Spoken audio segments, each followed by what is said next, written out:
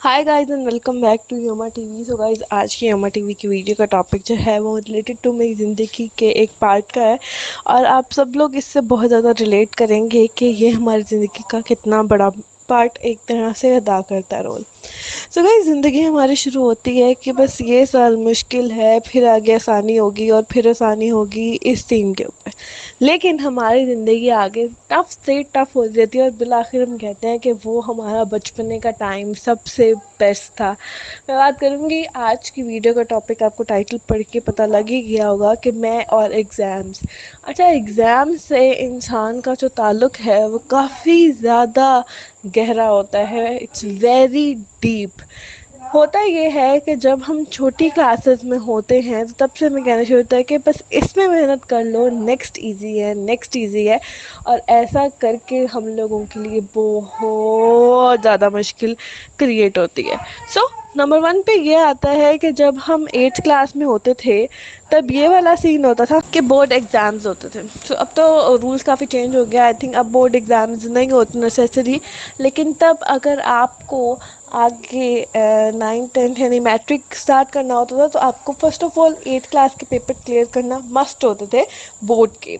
सो ये board exams अगर मैं आपको कोई कंपार्ट वगैरह आ जाए तो उसे दोबारा देना होता था। आई थिंक ये सब सीन होता था। सो हमारी ज़िंदगी में ये होता था कि हमें जब हम एट्थ क्लास में आते थे तब इस बात का हमारे माइंड को प्रिपेयर कर दिया जाता था कि अब पढ़ लो, क्योंकि अगर आप ना पढ़े तो आपको आगे आपकी फील्ड जो है वो चुनने में बहुत मसला होगा। अगर आपके अच्छे नंबर ना आए तो नेक्स्ट आपको जाके जो है वो मेडिकल या फिर आपको रिलेटेड टू इंजीनियरिंग या मेडिकल ये वाले सब्जेक्ट्स भी मिलेंगे। आपको आर्ट्स की साइड पे जाना पड़ेगा, जो कि एक तरह से हर स्टूडेंट के लिए काफ़ी बुरा होता था। सो गाइस, आर्ट्स की तरफ ना जाने के लिए वो एट्थ क्लास में हम लोग के जहन में एक होता था। और फिर भी लाइक आर्ट्स की तरफ जाएं या ना जाएं, इन सब चीज़ों को हट के एक जो बोर्ड पेपर्स होते हैं वो इस उम्र में आके छोटे बच्चे फर्स्ट टाइम फेस करते हैं, हमारे लिए बहुत ज़्यादा डिफ़िकल्ट होता था।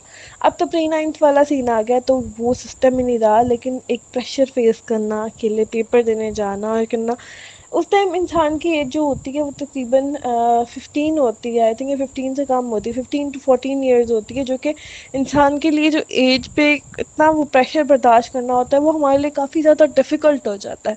खैर, इतना पढ़ना, जाना, पेपर देना और दे के बिलाखिर जब आप पास हो जाते थे तो अब आपको नेक्स्ट होता था कि अब आप 9th 10th में जाओगे। कहाँ हमें एट्थ क्लास में भेजा जाता था कि अब बस 9th 10th में एडमिशन हो जाए तो आप लोगों की ज़िंदगी थोड़ी सी स्टेबल हो जाएगी, फिर ज़िंदगी सेट है, टेंशन नहीं लेनी आप लोगों ने, बस इसको क्लियर कर लो। जबकि हम फ़ौरन जब नेक्स्ट स्टेप लेते हैं यानी हम मैट्रिक स्टार्ट करते हैं तो तब हमें ये कहा जाता है कि अब आपको नेक्स्ट स्टेप लेना है जो कि आपके बहुत नज़दीक है, आपकी फील्ड को चूज़ करने के लिए, जिसमें आपको बहुत ज़्यादा ज़रूरी है कि अब आप पढ़ लो। क्योंकि अब अगर आपने ना पढ़ा यानी मैट्रिक में आपके गंदे नंबर हुए तो आप इंटर जब करोगे तो इंटर के अंदर आप जो है वो अच्छे नंबर आप अच्छी इसमें फील्ड में एडमिशन ले सकते हैं। तो pre engineering, pre medical, ICS, commerce, something जो भी है, इन सब के एक क्राइटेरिया सेट होते थे, आप उसको अचीव नहीं कर सकते। ख़ास तौर पे गवर्नमेंट यूनिवर्सिटीज़, गवर्नमेंट कॉलेजेस में जाने का एक क्राइटेरिया सेट होता था कि इतने मार्क्स कम जो बच्चे होते थे उनको तो शक्ल भी नहीं देख सकते वो यूनिवर्सिटीज़ की। अच्छा, थ्रू आउट मैं जिनमें पढ़ी, मेरी सारी प्राइवेट स्कूल्स में स्कूलिंग हुई मेरी। तो स्कूलिंग इस तरह से हुई कि हमारे यहाँ एक मैंने माइंडसेट चेक किया कि जब बच्चों की स्कूलिंग करते हैं तो हम कहते हैं कि private schools are the best school. और इस हिसाब से हमारी सबकी टॉप क्लास के शहर के एक स्कूल से मेरी स्कूलिंग हुई सारी जो मैंने की। उसके बाद फिर कॉलेज मेरा जो था वो पूरे पाकिस्तान का एक टॉप क्लास कॉलेज था, जिस कॉलेज से मैंने स्कूलिंग की, जो कि इंटरनेशनल कॉलेज था, जो कि डिफरेंट कंट्रीज़ में भी था। और वो बहुत लाइक क्लासेस में या टॉप रैंक में आने वाले कॉलेज से मेरी स्कूलिंग कॉलेजिंग हुई, कॉलेज मैंने कंप्लीट किया। स्कूल भी मैंने टॉप क्लास के रैंक के पाकिस्तान के स्कूल आने वालों से मैंने स्कूलिंग अपनी कंप्लीट की। सो इस तरह से हमने अपनी जर्नी अच्छी जगह की। जब यूनिवर्सिटी की बारी आई सो मैंने किसी प्राइवेट यूनिवर्सिटी में जाने के बजाय एक गवर्नमेंट यूनिवर्सिटी में एडमिशन लिया। और गवर्नमेंट यूनिवर्सिटी जिसका मेरिट काफ़ी हाई था, जिसको अचीव करने के लिए बंदे को बड़ी मुश्किल होती है, और उसके जो मेरिट से हार के लोग होते हैं वो प्राइवेट यूनिवर्सिटीज़ में जाते हैं। यहाँ आके मुझे लगा कि ये मेरी तौहीन होगी कि अगर मैं ہم سب سے بیسٹ یہاں کی ہماری ایشیا کی رقبے کے لحاظ سب سے بڑی یونیورسٹی ہے، اور اس کے علاوہ کافی فیمس یونیورسٹی ہے ہمارے یہاں پہ ساؤتھ پنجاب کی. تو اس یونیورسٹی کے اندر اگر ایڈمیشن نہ لے سکے تو بندہ کیا ہے.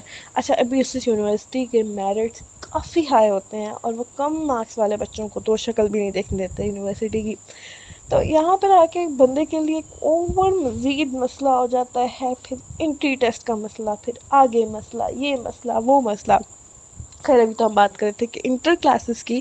سو انٹر کلاسز میں اس طرح ہوتا ہے کہ آپ کو یہ کہتا کیا جاتا ہے کہ آپ کو اچھی یونیورسٹیز میں ایڈمیشن لینا ہے، یعنی ٹاپ رینک یونیورسٹی جو کہ ہمارے ایچ ای سی کے حساب سے، پاکستان کے ایچ ای سی کے حساب سے سیکنڈ نمبر پر آتی ہے ٹاپ رینک میں یونیورسٹی، اور ہمارے ایریا کی سب سے بڑی اور سب سے اچھی یونیورسٹی میں ایڈمیشن لینے کے لیے اب یہ کام آسان نہیں.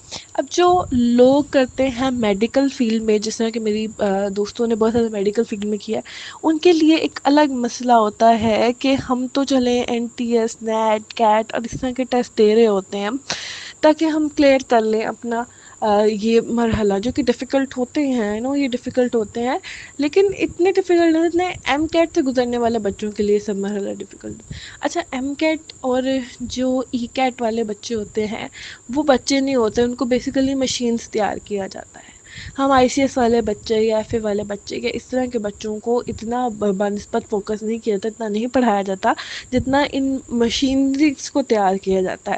اب ان کے اندر واقعی ہوتا ہے کہ 1000 سے ابو جس نے دیے تو وہی اس ریس میں ہوگا، ورنہ وہ آؤٹ آف دا ریس ہو جائے گا. یہی کرنے کے لیے وہ اپنی ساری زندگی خراب کر دیتے ہیں کہ میٹرک میں اچھے نمبر لیں، انٹر میں اچھے نمبر لیں، پھر اس کے بعد پھر جو ہے وہ اپنا ایم کیٹ کلیئر کریں، ایم کیٹ میں اچھے نمبر لیں، نہیں تو پھر سب ان کی ساری کی ساری محنت ضائع ہو جاتی ہے. میں نے بھی اتنے سارے لوگ دیکھے ہیں جو کہ ایم کیٹ میں آ کے ان کی بہت زیادہ مارکس ہوتے ہیں جو بھی، لیکن ایم کیٹ میں آ کے فیل ہو جاتا ہے. So it's very difficult point, یہ پوائنٹ کوئی ایزی نہیں ہے، یہاں پر آ کے بھی انسان کو بہت محنت کرنی پڑتی.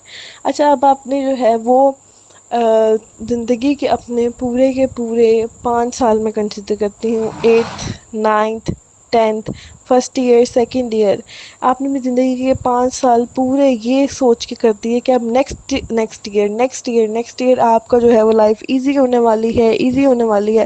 اور بالآخر جب آپ آگے پہنچتے ہیں یونیورسٹی میں، میڈیکل کالج میں یا انجینئرنگ کالج میں یا سم تھنگ لائک دیٹ، وہاں پر آ کے آپ کو صحیح قسم والا مسئلہ فیس ہوتا ہے. وہ یہ ہوتا ہے کہ وہاں پر آپ کو جو سیمسٹر سسٹم ہوتا ہے، آپ کے مڈز آتے ہیں، آپ کے فائنلز آتے ہیں، آپ کی theories, vivas, presentations, E T C, یہ سب چیزیں آپ کی زندگی برباد کر دیتے ہیں. میرا ایک بات کرنے کا مقصد یہ تھا کہ اسٹوڈنٹ کی لائف میں ایگزامز جو ہیں وہ رہیں گے ہی رہیں گے، اور اگر آپ سوچتے ہیں کہ آپ کا یہ سال برا ہے تو آنے والا اگلا سال آپ کے لیے ایزینس لے کے آئے گا، تو یہ بات بالکل بھی نہیں ہے. پڑھنا پھر بھی ویسے ہی پڑتا ہے، کوشش پھر بھی ویسے ہی کرنی پڑتی ہے. ہاں، تھوڑی یونیورسٹی میں آ کے بندہ ایزی ہو جاتا ہے کیونکہ ہمارا مائنڈ براڈ ہو جاتا ہے، باقی کچھ نہیں ہوتا. بس آج کی ویڈیو ہمارے یہیں پہ ختم کرتے ہیں، ملتے ہیں بہت جلد ایک نئی ویڈیو کے ساتھ. Bye bye.